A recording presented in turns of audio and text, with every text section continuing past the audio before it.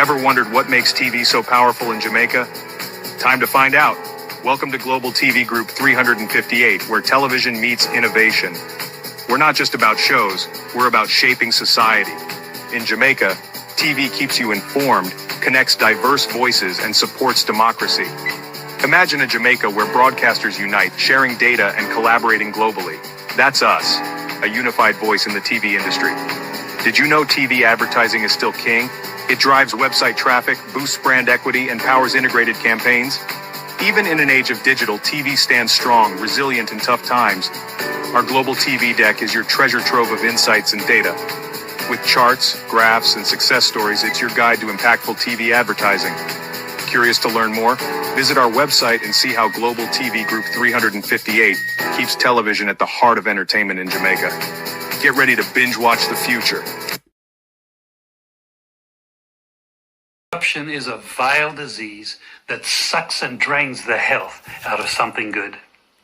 Corruption in society is an evil moral infection that keeps community in the state of perpetual sickness. Corruption is a moral virus. It's so potent, it leaves its host sick, lethargic, and unable to realize and accomplish all that a well person can. Where corruption thrives, poverty and not prosperity thrives. Wealth is grabbed into the greedy, grubby hands of those who get fat on the toil and labor of good people.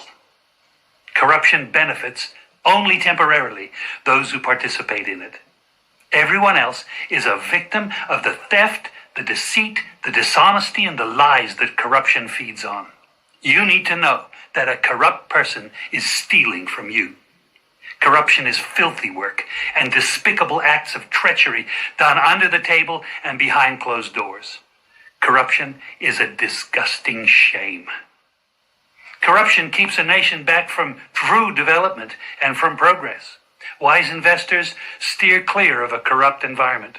They would rather put their resources into a place where the playing field of opportunity is equal for all and not bent towards feeding the financial lust of corrupt, lying, cheating, thieving politicians and government officials. How many wonderful development projects have been lost because the investors didn't want to do business in a swamp of evil? When those great projects go to another nation or to some other place, we all lose. Believe me when I tell you that corruption steals from you, it steals from all of us. Corruption plunders the nation's wealth. Corrupt people compromise on truth, equity, and fairness, choosing instead to feed off the short-term benefits of crookedness, exploitation, and financial perversion. Corruption is not just a personal matter, it's a culture. It's a way of life, not just for individual people, but for companies, communities, governments, and nations. Corrupt nations, hiding behind large companies, will seek to invest in other weak nations in order to take over the assets of the nation that they've invested into. They will provide financial loans to a nation for the much-needed infrastructure, and they will do it with assets that they provide. They will sign contracts by lining the pockets of rotten government officials who participate in this kind of corruption and are then held hostage by their own deceit and greed. Corruption is nothing less than a form of theft and national robbery. A corrupt person steals from everyone in society.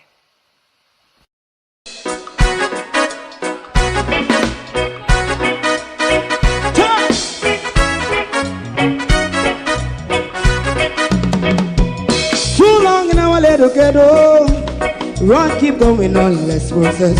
For children of Israel do really love rights.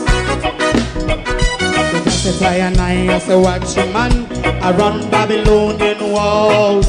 Oh, children of Israel, I should never hold thy peace while wrong is going on. Hey, oh, we gotta bust down Babylon walls. Preparing the way. Preparing the way for your people. Let's go. Fight down war crime. Fight down. Me say Rastafari. War and cry and do the up righteousness. And we love Jah, and we love Jah, Jah Rasta, and we love Jah, Jah Rastafari, save all people. And we love Jah, we love Jah, Jah Rasta, we love Jah, Jah Rastafari, preserve all people.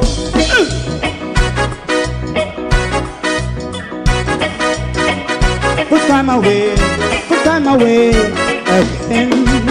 Listen, yeah. Just as I and I as a watchman, I run Babylonian walls.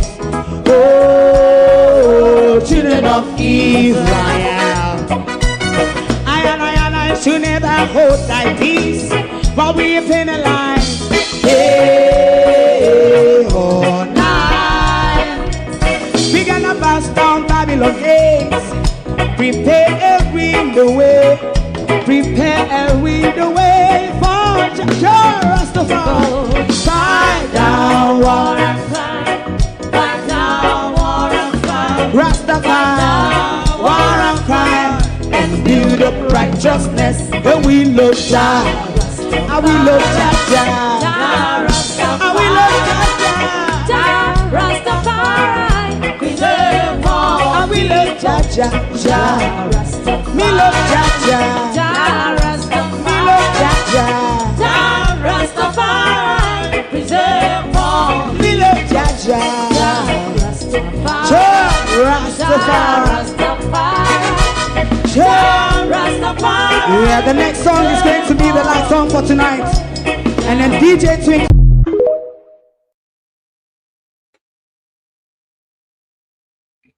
Some literally have gone crazy. Others are playing hypocrisy.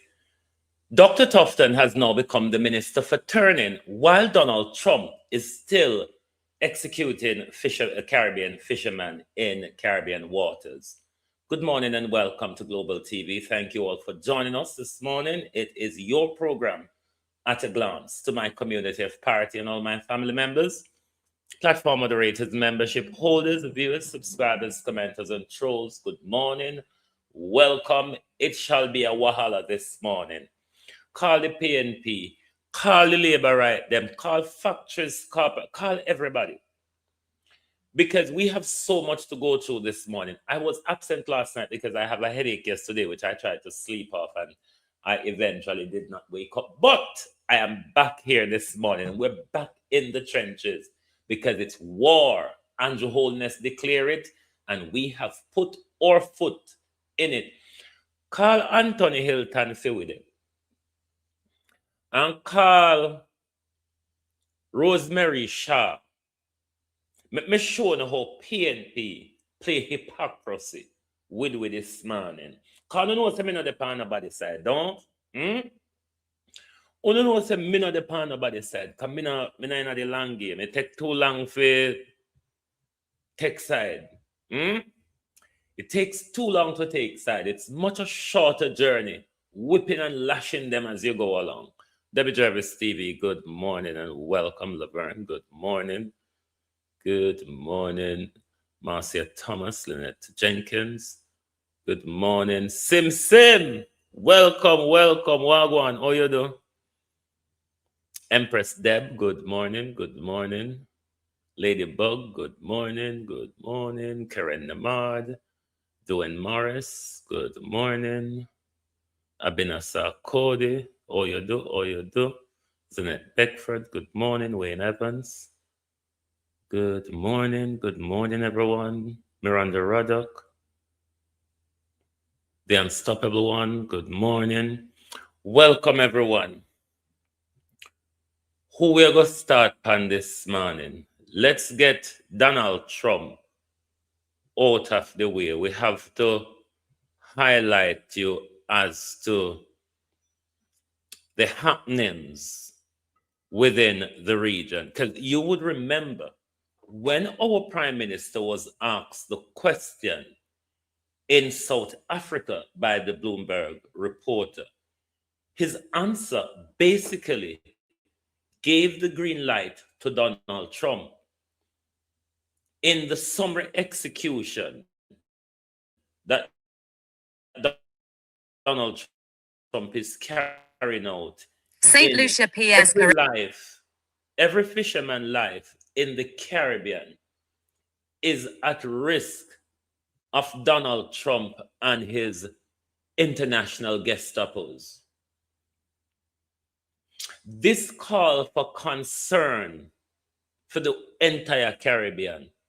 Fishing is a livelihood for the Caribbean. And Donald Trump is going around lawlessly and mercilessly murdering people, murdering fishermen in the Caribbean. What? And our government are cheating it so silent. Our leaders in the Caribbean are treating it so silent. Andrew Holness, in his answer to Bloomberg in, I think, November, rather be November, December, which one of them, literally gave Donald Trump a green light. He quoted nothing about the international violations. He quoted nothing about the risk to his own country fishermen. Everybody is at risk now. We look a livelihood pan the sea, mash up now. We can't fish further than what we need. Because if we go further than we need, Donald Trump to go shoot with down pan waters. And our leaders are very silent about it. The people in our country are very silent about it. So America, if you kill we have to listen, if it's because of these are indefinite, them are going to do whatever they want to do with me. Them something they can't stop me from have a voice.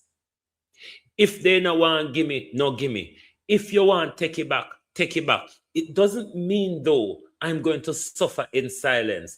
And also if you go, the slaves, the enslaved never suffer in silence. The least little chance they get them track matches. The least little chance they get them track matches on the plantation. Let's listen to the article that we did on this, and we'll come back on the other side. St. Lucia PM confirms lives lost in U.S. Caribbean drug strike, raising critical questions about international law compliance.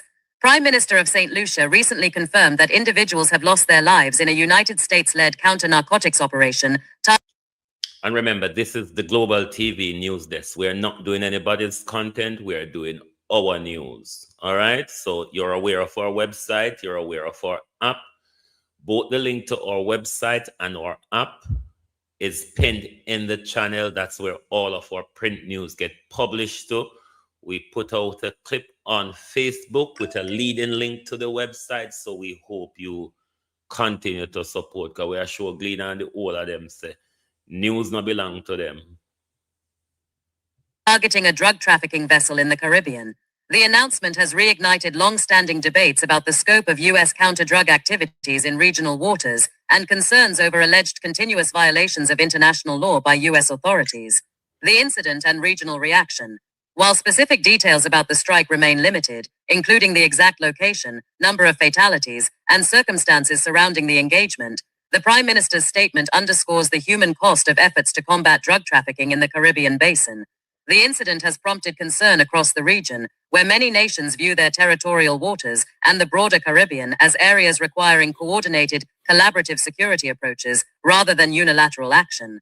Alleged violations of international law. Critics argue that U.S. counter-narcotics operations in the region frequently run afoul of established international legal frameworks. Territorial sovereignty. Under the United Nations Convention on the Law of the Sea, coastal states have exclusive sovereignty over their territorial seas. Concerns persist that U.S. operations sometimes occur within or near these zones without proper authorization from the relevant coastal nation, potentially violating principles of territorial integrity. Use of force. International law strictly regulates the use of force, even in counter-narcotics contexts. Critics contend that lethal force is sometimes employed without sufficient attempt to disable vessels or ensure the safety of those on board, raising questions about compliance with standards that prioritize minimizing loss of life. Lack of regional oversight. Many Caribbean nations argue that U.S. operations often proceed with limited consultation or coordination with regional bodies like the Caribbean Community. This lack of collaboration is seen as undermining both national sovereignty and the ability of regional states to develop tailored, sustainable approaches to addressing drug trafficking and its root causes. Counterpoints and U.S. justification. The U.S. government has consistently defended its counter-narcotics efforts in the Caribbean, citing commitments to combat transnational crime that threatens both U.S. and regional security. U.S. officials argue that operations are conducted in accordance with international law, often with the consent of host nations, or in international waters where no single state exercises exclusive jurisdiction. They also emphasize that drug trafficking fuels violence, corruption, and economic instability across the region, justifying robust action to disrupt supply chains. Additionally, some regional states have partnered with the U.S. on counter-narcotics initiatives, recognizing the shared nature of the threat and the resources the U.S. can bring to bear in surveillance, interdiction, and law enforcement capacity building. The need for balanced, lawful approaches. The loss of life in the recent strike highlights the urgent need to address the tensions between counter-narcotics priorities and international legal obligations. While drug trafficking poses real and significant challenges for the Caribbean, these cannot be addressed at the expense of fundamental legal principles or human life. Moving forward, meaningful progress will require strengthened regional coordination through bodies like CARICOM to ensure counter-narcotics efforts reflect the priorities and sovereignty of Caribbean nations, clearer adherence to UN close and international humanitarian law in all operations, with independent oversight to ensure compliance, a greater focus on addressing the root causes of drug trafficking, including poverty, lack of economic opportunity, and demand in consumer markets, rather than relying primarily on interdiction and force. Conclusion. The Prime Minister's confirmation of fatalities in the U.S. strike serves as a stark reminder that security efforts in the Caribbean must balance effectiveness with accountability. Allegations of ongoing U.S. violations of international law demand serious examination, even as the shared goal of combating transnational crime remains critical. For the region to achieve lasting safety and stability, all actors must operate within the bounds of law while working collaboratively to address the complex challenges at hand. The Caribbean cannot go on with this in silence. Violet Watson, Colleen Honodo. The Caribbean cannot continue in silence on this matter. People are dying. People's lives are at risk. You cannot give a green light to Donald Trump for killing people without evidence. But then when you look upon what is happening at home, it is exactly what Andrew Holness is doing. Suzette, how you do? I mean, a mad pedophile, rapist president gone mad, gone rogue, and everybody just capitulate, the Caribbean just on them knees. So everybody in silence and is watching the crucifixion continue and challenge. No, we know so we can't challenge America's wrath. But we have a voice. This is not the days when America alone you can do business with. Given what coming out of the Epstein file, the world shouldn't be doing business with America until we can be sure that America has been run by people who is not molesting, raping, and killing children. We're going to go to where name there now, Anthony Hilton and Lady Shirley. Because we're going to kind of push Dr. Tufton to the back because we have a whole heap of question for Christopher Tufton this morning.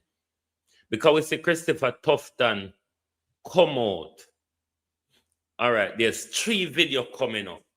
We're going to do 2 articles and 1 video from Over Mom. Because why we bring this video from Over Mom? Lady Shirley came over Mom yesterday or whenever in relation to the Morant Bay Urban Center issue. Lady Shirley have it that a cause na Melissa and Beryl. No, the Urban Center opened months after Melissa. Melissa come June 2024. June 2024, July 2024, June 2020, as June, yeah, June 2024. Then Urban Center still a work plan, having official opening plan, and they open in a 2025 May. All this time, they have all the time to do whatever they need to do before Melissa come and after Beryl come. If you want to get me upset, speak to me or us other people like we're fools. And this is what Lady Shirley came to Nationwide and do. But let us go to who upset me first is Anthony Hilton and the entire PNP. Because I want to find out from the PNP, when did you become aware that the Morant Bay Urban Center is incomplete? Addressing questions around the Morant Bay Center and political accountability. When did the PNP become aware of the incompleteness of Morant Bay Urban Center? This is why I'm saying the PNP are playing hypocrisy on this matter.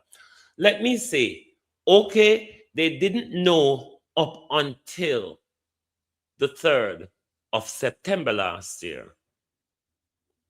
But after Rosemary Shaw was elected on the 3rd of September, is Rosemary Shaw and the People's National Party saying to us they've only been made aware of this? Let us listen to the article we did and then we'll come back. And the PNP, them are wicked and liar and hypocrite. Addressing questions around the Morant Bay Center and political accountability, a critical analysis. The recent demand by opposition spokesman on industry Anthony Hilton for Prime Minister Andrew Holness to clarify reports on the Morant Bay Urban Center in St. Thomas raises important questions not just about the project itself, but about the nature of political accountability in Jamaica. While scrutiny of government initiatives is a core function of the opposition, this particular call warrants critical examination in light of the project's public timeline. The visible reality of an unfinished project. It was clear to observers at the time of the ribbon-cutting ceremony that the Morant Bay Center was not fully completed. Images from the event, local media coverage, and community discussions all documented that key elements of the urban center remained under construction. This was not hidden information. It was apparent to anyone who engaged with the project, including political representatives across the spectrum. For the People's National Party opposition to now call for clarification in response to a recent nationwide report suggests either a lack of attention to ongoing developments at the time or a strategic decision to raise concerns only when it serves political purposes. Accountability must be consistent. Political accountability cannot be selective. If the opposition believes transparency is critical for infrastructure projects, that standard should apply at all stages, not just when a report brings renewed attention to an issue. The Morant Bay Center was positioned as a flagship development for St. Thomas, designed to boost local economy and improve public services. When the ceremony was held before completion, it would have been appropriate for the opposition to raise questions then about timelines, budget allocations, and the rationale for marking a milestone before work was finished. Waiting until a later report surfaces undermines the credibility of concerns about accountability, framing them as reactive politics rather than principled oversight. The government's responsibility remains. That said, the Holness administration bears its own burden of accountability. While the incomplete state of the center was public knowledge, the government has an obligation to provide regular updates on progress, explain any delays or cost adjustments, and ensure that public funds are being used effectively. The fact that questions persist about the project's status indicates a failure to maintain consistent communication with the public and with oversight bodies. This lack of proactive transparency creates space for political maneuvering, allowing both sides to prioritize point scoring over delivering results for the people of St. Thomas. Moving beyond political posturing. The people of Jamaica deserve better than a cycle of delayed criticism and inadequate communication. The Morant Bay Center has the potential to be a transformative asset for the region, but only if all political actors focus on its successful completion rather than using it as a tool for political gain. The opposition should explain why concerns were not raised earlier and outline concrete steps it would take to improve infrastructure project management if in power. The government must commit to regular, detailed updates on the center's progress and address any legitimate questions about its delivery. True accountability requires both sides to apply consistent standards, act in a timely manner, and keep the public's interests at the forefront of their actions. The PNP are playing hypocrisy. Everybody, this has been widely reported on from the day after the ribbon cutting. There was no secret that water, toilet facility, and electrical facility was not there. Everybody knew that from the day after. It has been widely publicized. The PNP, Rosemary Shaw, and Anthony Hilton, who should have been championing this day in, day out, have been silent. And now that nationwide come out and play politics, me don't know where Andrew Holness do nationwide. Nationwide have come out like them a break news. Nobody now break news. We have been having this discussion from last year, May, to now. The PNP are rather silent on it though, which they knew about it. So to come out now a call for accountability for Andrew Holness, for me, it's hypocrisy. Tell us why you refuse to highlight it. Tell us why you don't have to wait till nationwide, break it as a story before you jump on it, because it has always been. That we've been tearing down Graham Smagan from last year, innit? That was the reason we've been tearing down Graham Smagan from last year. So PNP, you don't complain of hypocrisy with we. We come out here and champion these issues every day. All when you are asleep, all when you get on a salary and gone, all when you sign on an office of oath and walk off. We in a media land still a challenge these issues. But the PNP, you see, the PNP is hell-bent on getting clout in a mainstream media. And that are the PNP them problem. Them hell-bent on getting clout in a mainstream media. So it make them a go on, like I say, there is something to see here and there's something to talk about here. Why you never see it and talk about it from time? Why no? It's playing politics. It's scoring political points. And that's not what we elected the PNP for. We elected them to represent us, to stay on the critical issues that we are on every day. 2 times a day, we come out here and we depend the same galang in them. We expect the PNP them to do it. You know, see Rosemary Shaw post nothing on our Facebook about the debacle at Morant Bay Urban Center from September to now. You know, see her here nothing from Anthony Hilton from September to now. And now because nationwide talk, them a jump up and a go on like them concern. You're not concerned. Don't come out here complaining of politics in front. I come we call on you out. Means not one we hug up and love up with people. We will call on you out. We will tell you about your hypocrisy. Don't play the game there with we. Don't go on like you don't care about we until only when you hear people we don't go on like you don't care. Look how long we out here talk about it. So when nobody from in the PNP never hear, or because we're not mainstream, nobody never see when we are talk about it. Hypocrisy. Before the election, everybody knew it was an election gimmick. Everybody knew it was an election gimmick. So when the PNP them have come go on like them think, them think it did up in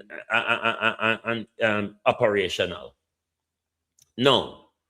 Then you have Lady Shirley here. She came for an interview and she spoke a whole bunch. But let's listen to our article on the disconnect between him timeline, because he might blame the two hurricane or him will fall in between the two hurricane. I don't know how the two hurricane get fit trouble him so far apart. You understand? But let's listen to our article first. Then we'll go to him interview with moms. The Morant Bay Urban Center, a critical look at accountability amidst hurricane impacts. The Morant Bay Urban Center in St. Thomas was officially opened on May 15, 2025, with Factories Corporation of Jamaica Chairman Littleton Shirley stating it was complete and ready for occupancy, with remaining work to be finished concurrently during a 3-month rent-free build-out period for tenants.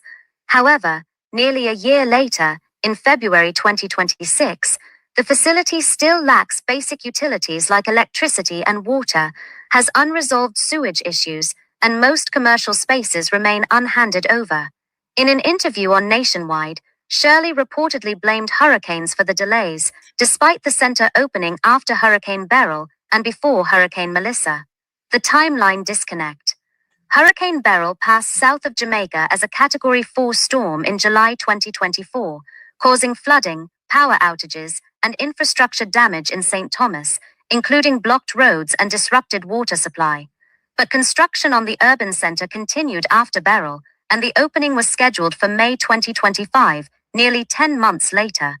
Hurricane Melissa, a catastrophic Category 5 storm that struck western Jamaica in October 2025, caused widespread destruction, but primarily affected parishes like St. Elizabeth and Westmoreland, with limited impact on St. Thomas compared to the west. This timeline raises questions about how storms that occurred either well before or after the center's opening could be the primary cause of its ongoing incompleteness. Can hurricanes explain the utility and facility shortfalls? While hurricanes can disrupt infrastructure, the specific issues at the Morant Bay Urban Center require scrutiny. Electricity.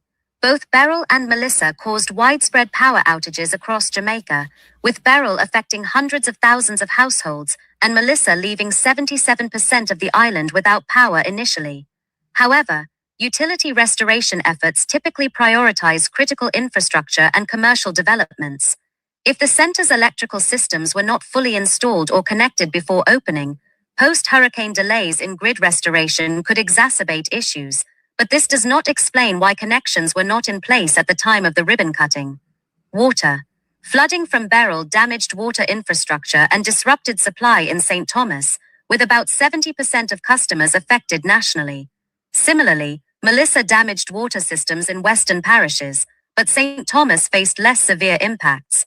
Water outages can also stem from broken mains, corrosion, or poor planning, factors unrelated to hurricanes. The center's lack of water connection may be due to incomplete internal plumbing or delays in linking to the national water network, rather than storm damage alone. Proper facilities. The absence of intended facilities is part of the project's original timeline, not a result of hurricane damage. While storms can delay construction materials delivery or on-site work, Phase 2 was set to commence after the initial opening, meaning these gaps were planned and not caused by weather events. Questions of accountability. Opposition spokesperson Anthony Helton has criticized the project as a public relations stunt and fiscal irresponsibility, noting that small business operators who invested in anticipation of the opening have faced significant financial losses. Shirley has defended the early opening as strategic planning, arguing that concurrent work with tenant build-outs is standard in commercial development. However, the gap between the promised timeline and current reality, coupled with the attribution of delays to hurricanes that do not align with the project's timeline, raises concerns about transparency and accountability in public infrastructure projects. Moving forward, it is essential for the FCJ to provide a clear breakdown of the factors contributing to the delays, including the role of pre-existing construction challenges, post-hurricane recovery priorities, and any budget overruns. Me want to listen to some of the lie where Factory Corporation Lady Shirley tell Cliff Hughes. And these are the people that the people we elect, put in position of power and authority. 11, and I And gather we whenever time things go wrong, Mr. Shirley. Mr. all Shirley, they do is come out, chairman of the lie to us, and speak to us like we're fool. Listen to Lady Shirley explanation and doubling down that the center is operationally complete. Factories Corporation of Jamaica. You were about to answer my questions. Why is it that the FCJ says it's not in a position to issue certificates for your tenants to occupy the building units now? And why JPS and NWC have not been sorted out? Firstly, as I said earlier, let us step back a bit. We had 2 major hurricanes. These buildings that we have built have been ready for occupancy, were built out 8 months ago. JPS had to withdraw their activities on the site because of Berry for 4 months. Off the site. When they did come back to continue working on the site, there comes Melissa. They have since Melissa, they have been off the site for 3 months, going into 4 months. Just 2 weeks ago, they have been back on the site. Being back on the site, if there are issues that they are resolving now for. Miss sorry for Beryl and Melissa, you know. The amount of blame them going to have to go take, them wish them never enter Jamaica space. For instance, putting up transformers, all that should have been done a long time ago. We have been very, very supportive of JPS, and JPS have been very supportive of us. And I understand that in a situation for national interest in the well-being of lives, that doing commercial activities while people's lives are at stake, JPS rightfully we don't know where Lady Shirley attacks. Concentrate on areas where the countries that are the areas in which that have been affected by hurricane would need their immediate attention. However, Mr. Mitchell, burial was July 2024. Yes. The center was officially opened by the Prime Minister in May of 2024. May, June, and then burial would have struck 2.5, 3 months later. Why did you have your Prime Minister open the center and the electrical infrastructural works were not completed? Let us understand fully how commercial activities operate. Yes. Right? It would not be prudent for a developer that wants in good faith to give their clients a 3-month rental-free built-out period, would wait until everything is 100%, then bring them in to start their built-out period. A typical example you would have seen of KFC, what they did. They had to use a generator. Yeah, they used a generator because it was required by generator. A lot of these built-out period effect that the clients take, some of them could be done off-site, some of them can be done on-site. If they are working, for instance, a lot of the work, a small generator, we had allow all our clients have access for generator input during that period. Look how the man make fool of himself. You have to understand how business also, which you do, operate. Everybody's waiting to see, particularly smaller businesses, they want to see the government entities and all activities. Nobody can tell Mr. Shirley not cheat. This is how cheating man talk to them woman. You never finish a sentence and you never respond to the question. It is taking place on the site to support their businesses. Yes, unfortunately, due to the the bureaucracy in which government entities, and I must say, amount of 15 entities, for which represent 53% of the space occupied at the Mottley Urban Center, had to go through a series of processes to facilitate the lease arrangement that is required. Yes, but Mr. Let me No, finish. hold it, Mr. Shirley, because when you speak of an urban center where the tenants as a basic need, power and water, and the power was not in to a point where 2.5 months since the opening, before Beryl struck, you still didn't have the power. Here we are 10 months later, and I take the point, the JPS would have been diverted after Melissa, which struck on October 28th last year. I think that we can take, but not before. Yeah, and the difficulty this morning that you are having, and I dare say the Prime Minister is having, is we handed over the units. Chris, I'm hearing you loud and clear. And I'm saying to you, at the point at which we handed over the units, we gave a built-out period for the client to commence their built-out period. What does that have to do with you providing water and electricity and toilet facility? Jesus, answer the question, you cheating man.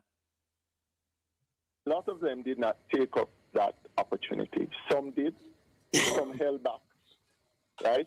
Of which we have no control. We have not to date collected rent from any client at the Mottley Urban Center. What we have done, those who have signed lease agreement, we give them built-out period. We ask them to put deposits, but no rent has been charged because we're waiting on JPS to finalize. And you must remember now, okay, we have a power plant at this site. It's easy for you to say you just come and commit JPS. To facilitate a power plant that distributes not only electricity for the campus, but for the entire community, which also happens to be the same issue with water. A lot of things, you can't just go there and disconnect the unit. We have to do it on a phase basis.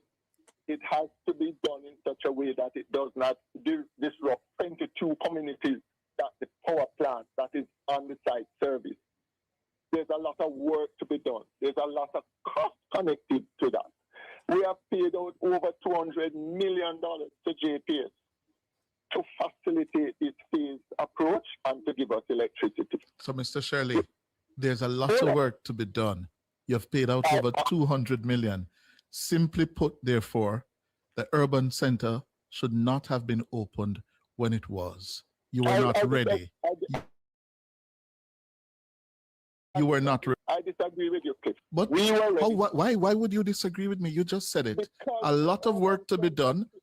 Huh? Because we have, for instance, Cliff, since Melissa, we have given our clients additional 2 months rental fee to do their built-out period because of we understood and empathized. The man you go mad me with built-out period and we don't know what I mean. Electricity, and we also respect the serious work, the committed work that JPS has been doing outside of our jurisdiction. Hold on there. My understanding of built-out period. Built-out period, enough to do the retrofittings, all of the retrofittings what you need to put in the building for your business operate. And that thing called the built-out period in it. How that have anything to do with water, light, and toilet? Then we put in a position of power anyway. For say them bright. Was the Prime Minister aware that a lot of work was still to be done and that the center was not going to be in a position to have those units built out for months, almost a year? No, Cliff, you're straying from the point. No, I'm not. Electricity. When you say a lot of work, electricity does not connotate a lot of work. Oh, So why did it take? Why not done yet then? Why it not done yet? Electricity doesn't take. Hey, Jesus. I tell them to shut their mouth, you know. Because when they open their mouth, they tend to get themselves in a more problem. Why is it taking you so long? I have no control over JPS. I explained to you, Cliff. JPS, you no need to come out and defend on yourself, but then I get like, you no get the little money bar. The little bar of money. JPS, the little bar of money, me shut up, but me feel so if you come out, you can talk for the side of this story. JPS, wagwan you so sound too convoluted. Make it up as it go along. And you know, Anansi's story, something there. Yeah. Anansi's story. And Ongo Anansi could have come with something like this, yeah. Where Lady Shirley turn up with. No, sir. Lady Shirley dangerous. That is 2 hurricanes diverted JPS. And I pointed out to you, that the first of those 2 hurricanes, Beryl, occurred, came up on Jamaica 3 months after you opened. 3 months. And I agree with you, but I also, Cliff, just be understandable a little bit, because I know you have the knowledge. It takes time to do the work that JPS ought to have done. To face the putting up transformers, ensuring that the power plant that is on our site does not go blank to affect the wider communities. So they had to put in place 7 different locations for transformer plant. They are on site right now. They have confirmed that being back on site by the end of this month, going into the first week of next month. Sir, make I tell you something? Try not do anything when nobody has to put you upon witness stand. You hear? Try your best. Don't go upon witness stand. All the banks will be able to have a certification to go and access electricity. Remember also, okay, they will hold on. Let us get that clear. By the end of the month, what will happen? Into the first week of next month, the APS would have powered the plant, the campus, to allow clients to have access to electricity. And remember now, clients that have been sitting on the side that has not completed their build out cannot have the facility to have JPS connect unless they do their build out. JPS come and sanction that whatever they have done is fit and proper to give them certification to hook up to the electricity. And how many? So we have been pleading with our clients that have signed lease agreements and has not started a build out period to start that now. That should have started long time ago. How many such clients do you have, Mr. Shirley? Okay, we have 16 such clients that have signed a lease and have not started. And how many units do you have in all? We have 81 units in all. 63 units have been assigned. 18 is in negotiation. And after that 18, after 63, 15 are standalone buildings that are occupied by government entities. Right. And a lot of the clients, 15 of the clients also had commenced and almost completed their built-out period. And where water is concerned, what has been the holdup? Again, Cliff, this is misinformation because water was always on the site. 7 days ago, China Harbor Check went to disconnect the lines that were constructed given to them under the construction to now align it with a metering system from NWC, right? In doing that transfer, many pipes had to be redirected. And also, based off our client's demand, instead of having one major water supply unit, we are giving each client their own metering system, right? NWC, who we have been working with, I must say they have been very supportive of everything on the site. And on that site, you must also remember that we have a water supply unit that also supplies 22 different units from some of the wells that we have on the site. Again, most of the piping had to be reconnected, redirected based off the construction.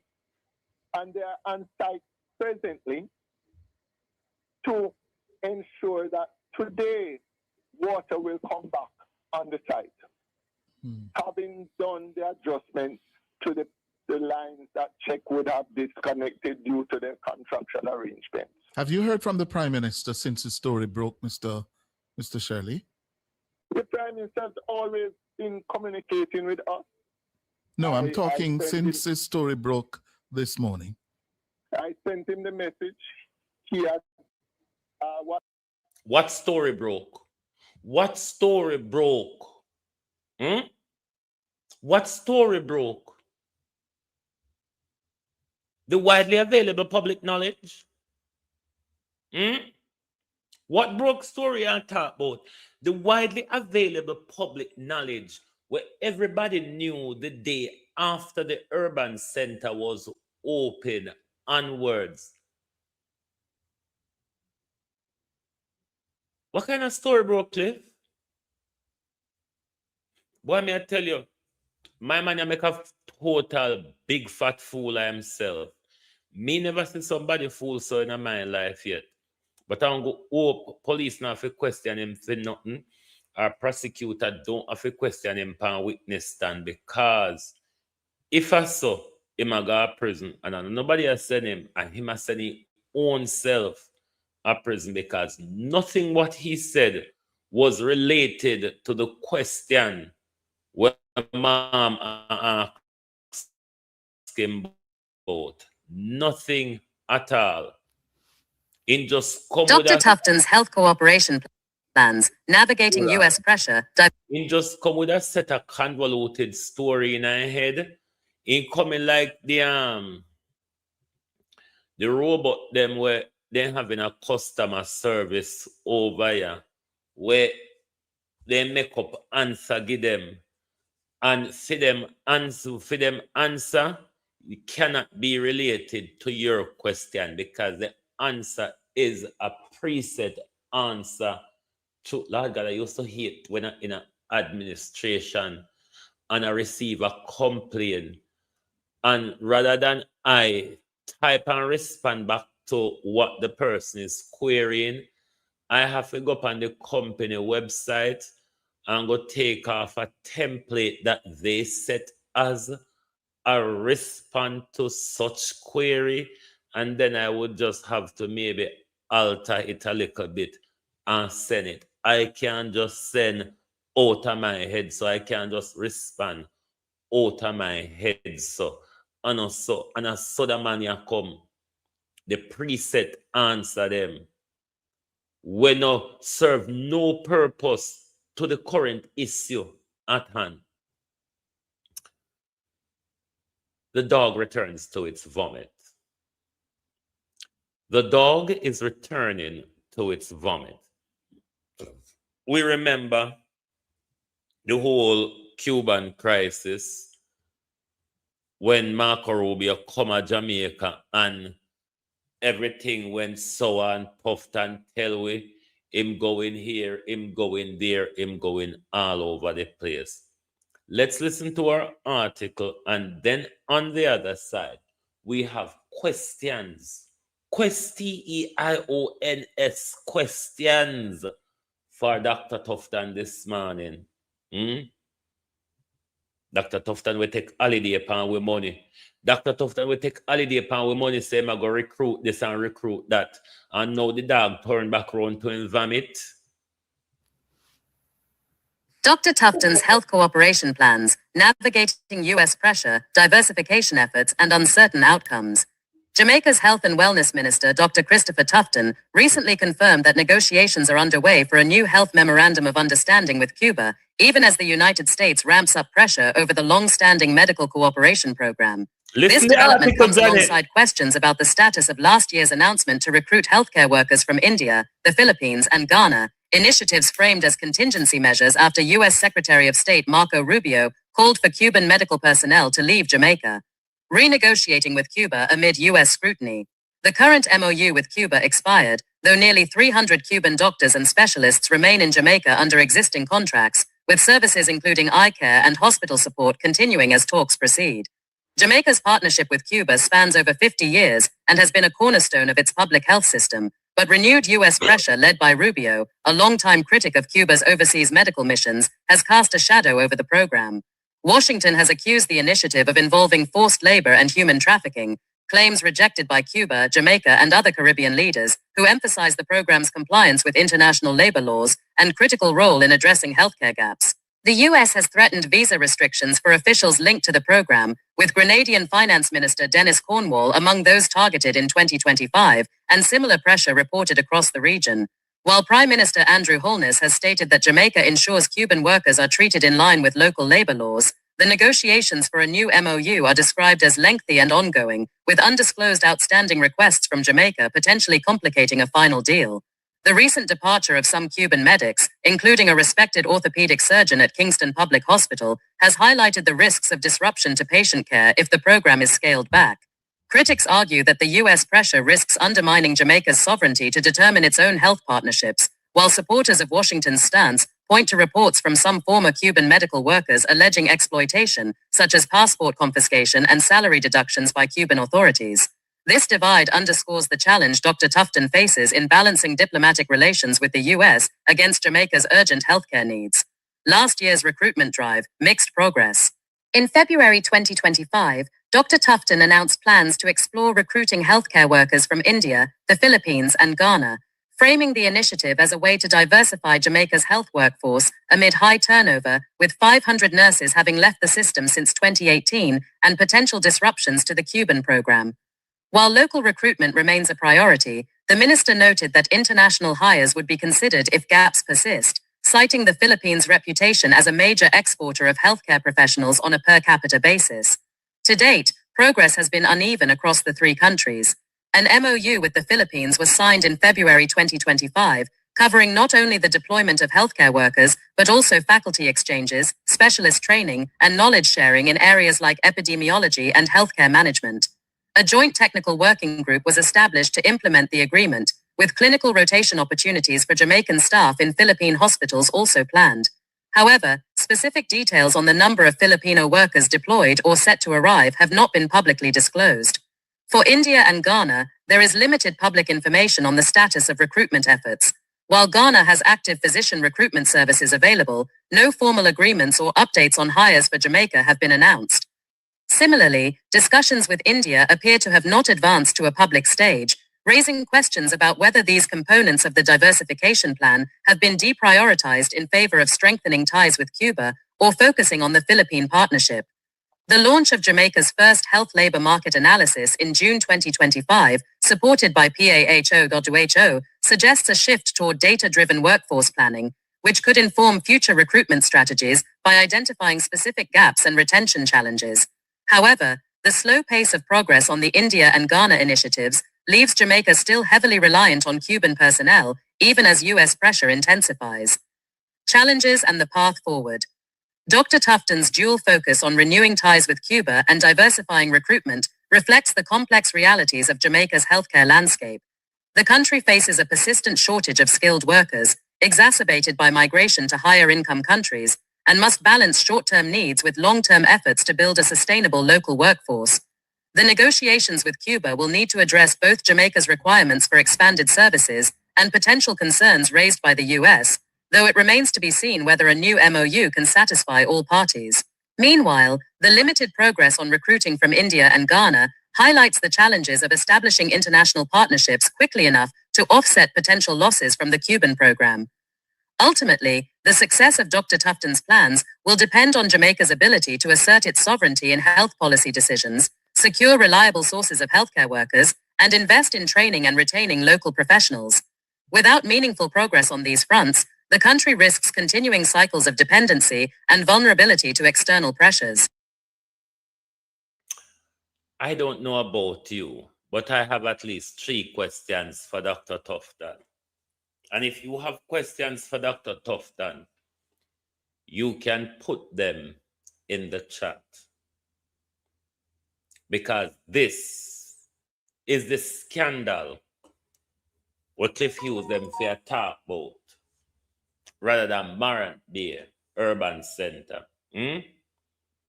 This is the scandal what Cliff used for talk about. Dr. Tufton, this fancy fair of a recruitment jive that you went here, there, and all over the place. Could you tell the taxpayers of Jamaica how much that unfruitful, that fruitless tree, Dr. Tufton, how much did it cost the taxpayers of Jamaica for your fanciful grand fair, your employment drive internationally? What are the issues, Dr. Tufton, that is preventing a progression of that recruitment drive, that international fancy fair recruitment drive that you went on? Does it have anything to do with pay and working condition that Jamaica cannot or isn't adhering to? Now that we see that you return to Cuba,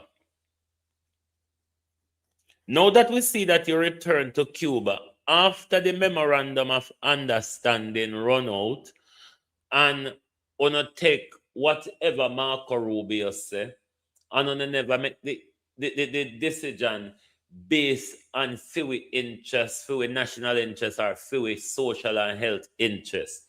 It never make pan that, it make pan Marco Rubio rant and rave.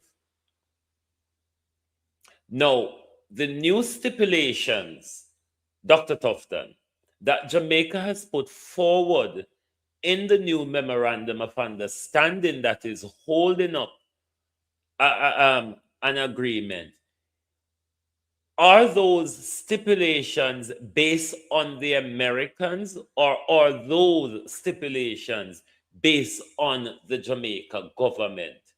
And what are the changes, Dr. Tufton, to this memorandum of understanding as to the previous one that just run out last year?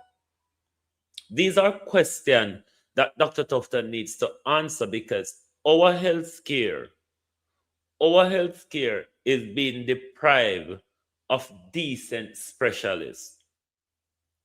What are you trying? Lynette said, what are you trying to achieve, Dr. Tufton? What are you trying to achieve? Because it's just a wild goose. The ministry is on a wild goose chase. Because all of this money with Dr. Tufton put into going to Ghana, Philippines, India, Nigeria, and wherever, how much that costs with Dr. Tufton and how much it could contribute to NHS national health supplies?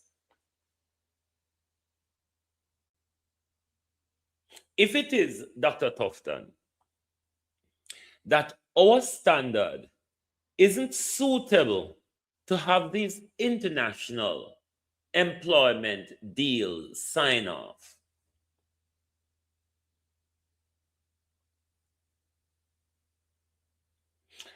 and a Cuba alone we have to turn to, what are the new stipulations put forward? Because the new stipulations, as it stands, Dr. Tufton, would sit in the way of Jamaicans receiving qualified and adequate health care. Though that sounds like a foreign language, don't you think? Qualified and adequate. That really sounds like a foreign language. Speaking foreign language over here. But Dr. Tufton have questions to answer. This is the breaking news that is happening in our country at the moment. This is the breaking news that is happening in our country at the moment. No. Another question, Dr. Tufton.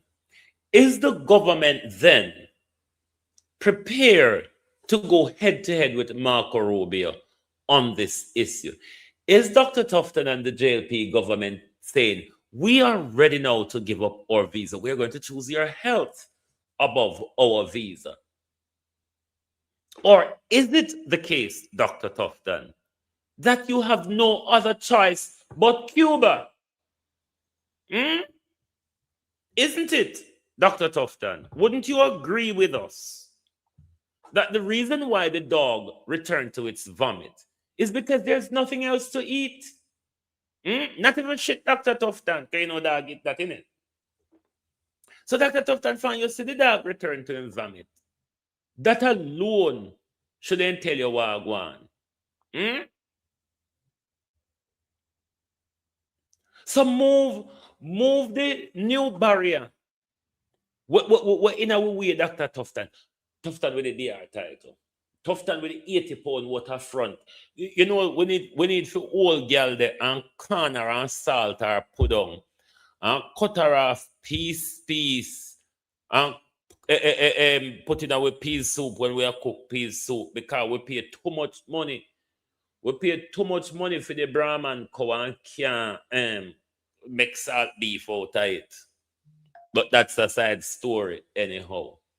But Dr. Tufton have questions to answer.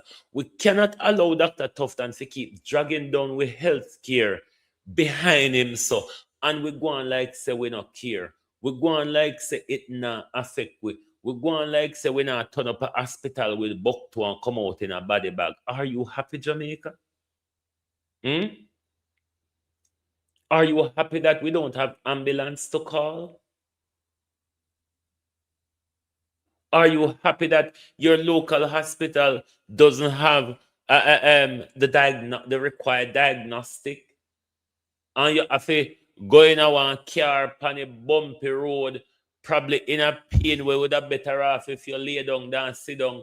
But you have to hook up in a one car on a bumpy road and hitch up and jump and throw up in the ear and come back down and to the bad road them in your sick self to get to the a nearby diagnostic center run by a private person, maybe attached to government. You see how it go? Everybody make a dash out of it. They make a dash out of with sickness. They make a killing out of with death. I mean, we're no use to them healthy, you know. Have you ever sit and work it out for yourself? We're no use to them healthy or alive. Wouldn't I go wake up and realize, say, you are no use to these people healthy or alive? Them love we sick and dead, you know. When we sick and dead, and money, hope people get rich out of sickness and dead. That's why Epstein and his scientists, them sit down and create all sorts. That's why Epstein and his scientists, them can sit down and create all sorts. They love when we sick and then love when we dead. Why you think they mash up agriculture in Jamaica and care Bill Gates genetically modify them congiwi? Why you not think we then tap with them common foal and a grow foal in a lab? They love when we sick and dead. But we no love sick and dead too, you know. We love the sickness and the deadness too. Because everything they throw out away. See they all go on a cuff no on a hand. The whole of no line up down a KFC. And when you come out, the whole of no just had a big casket in our hand. So, I want see so no waist gone. Uno see say, uno can barely breathe. Uno have to walk slow because uno have belly, body, and everything. Look on the man them belly at Jamaica. I never see big belly in my life so yet. Everybody a judge belly now. Everybody a walk and judge belly and things say judge belly a style. And things say judge belly alright, you're alright, and you look good and life agree with you. Yes. So Jamaica people think when you walk and judge belly, then think to say life agree with you. Ah, you look good. I say you fat and look good.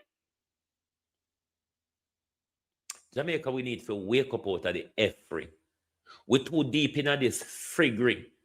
And all when you say Epstein file a dash, thank God for Donald Trump. And make us say thank God for the idiot, because Donald Trump is a useful idiot, and you must understand how useful idiots operate.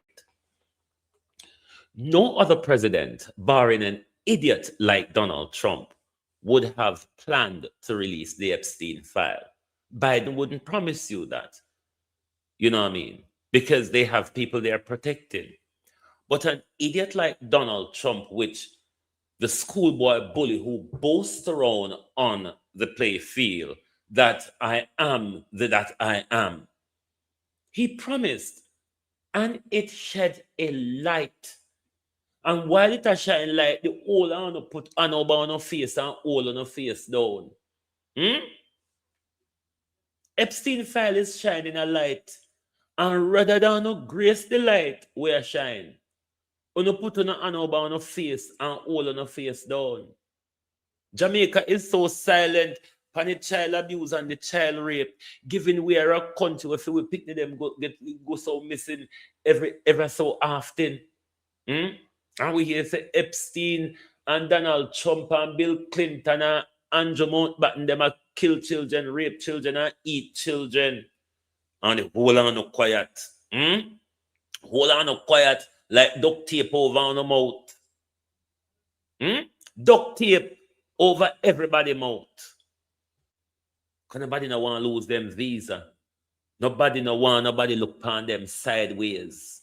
Stare me straight in the face, you bloody child abusers. Will you still shake these people's hands? Will you still vote for them? Will you still treat them as the elites, or rather treat them as the trash of society that they are? Or are you going to cut the bullshit, people? Enough of it. Why you think Floyd Green and Tufton mash up agriculture? Why you think Floyd Green and Tufton was given the job to destroy Southwest St. Elizabeth? Why you think Floyd Green and Tufton was given the job to destroy fisheries in Southwest Jamaica?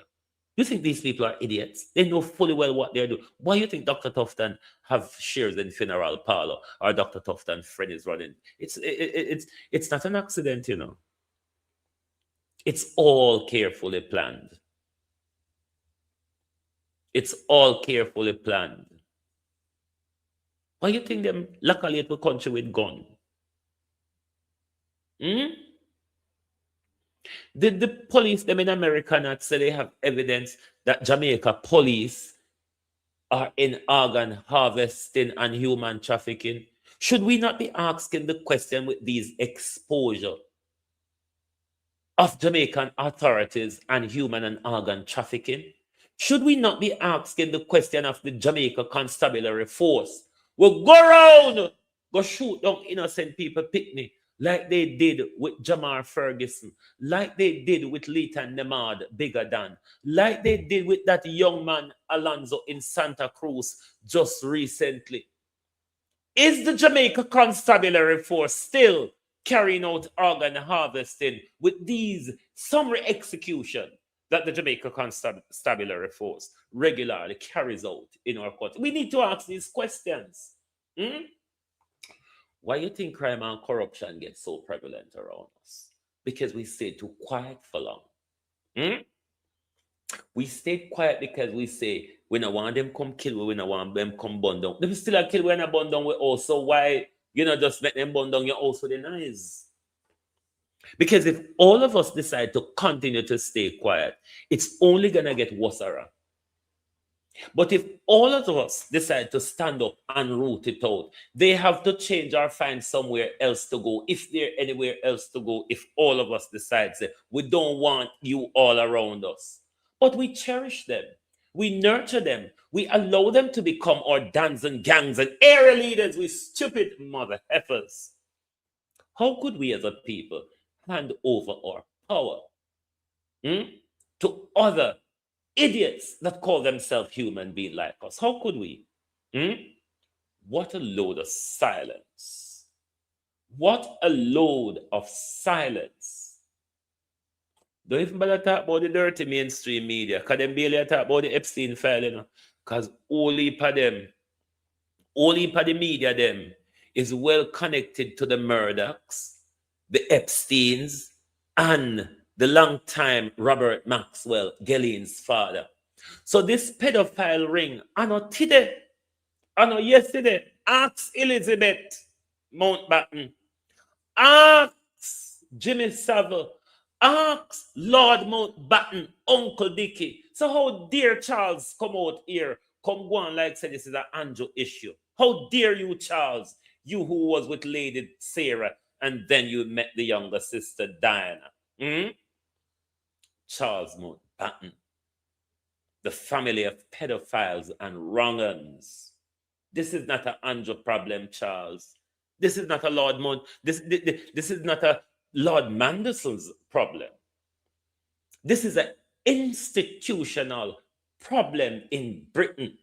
This is how the British Empire started out, with rapage, pillage, and murder. How dare you go on like Andrew is any worse than anybody in the royal family, you bastard, Charles Mountbatten. Anyway, one's gonna go about their business now. Enough rot and ranting and raving for this man. But how dare they? How bloody dare they?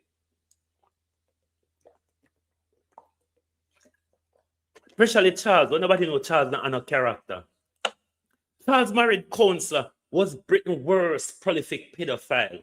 And Charles had the nerve to go on like Andrew did. What has Andrew done that Elizabeth and Charles and Uncle Dickie has not done? Charles? What it is that Andrew has done that Elizabeth, Jimmy Savile, and Uncle Dickie, the man who raised you, Charles Mountbatten, the pedophile who raised you while your mother and father was out during royal duty. How dare you, you bloody snake. Anyway, go on do your business before Charles start fire bullet through your window. Thank you all for being here this morning. The app to our print news and our website is pinned in the description area of the all channels, so you can support our website and support our app. The membership to our app is free, so you may want to become a member before we start doing paid membership. So thank you all for being here this morning. Lovely to have your support as usual. Please do join us back this evening for the people's point of view. Thank you very much. Good morning and good afternoon from Global TV.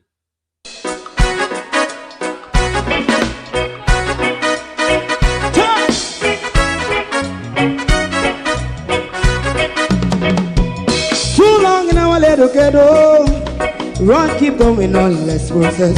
For children of Israel do really love rights. So just and I say watch him man, I run Babylonian walls. Oh, children of Israel. And good in a lady book, sometimes the blood pressure dance about, but other than that, I'm okay. Day or night, we gonna bust down Babylon walls, prepare the way, prepare the way for your people. Let's go! Fight down, war and crime, fight down, me say Rastafari, war and crime.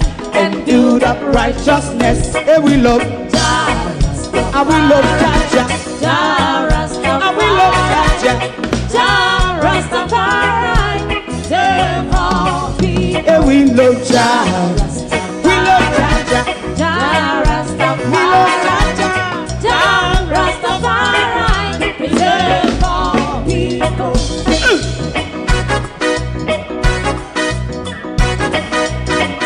Put time away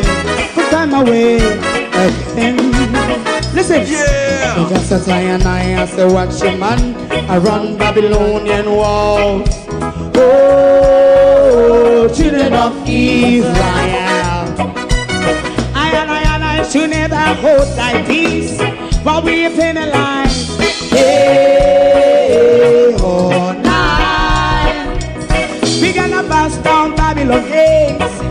Prepare the way, prepare the way for Jah Rastafari. Fight down, war and crime, fight down, war and crime, Rastafari, war and crime, and build up righteousness. And we love Jah, and we love Jah, and we love Jah, Rastafari, preserve all, and we love Jah, me love Jah, me love Jah, Rastafari, preserve all, me love Jah, Rastafari. Yeah, the next song is going to be the last song for tonight, and then DJ Twink. If you don't like missing out on the latest shows but still enjoy classic hits, then Global TV Group 358 is your perfect match. Global TV Group 358 isn't just another channel, it's your ultimate TV experience. From breaking news to binge-worthy dramas and timeless classics, we've got it all. Our unique blend of original content and global favorites means there's something for everyone. And guess what? With GTVG's seamless streaming, you can watch anywhere, anytime. Plus, our interactive features let you be part of the action. So, whether you're a seasoned binge watcher or a casual viewer, Global TV Group 358 is here to keep you entertained day and night. Don't just watch TV, experience it with Global TV Group 358. Subscribe now and never miss a moment.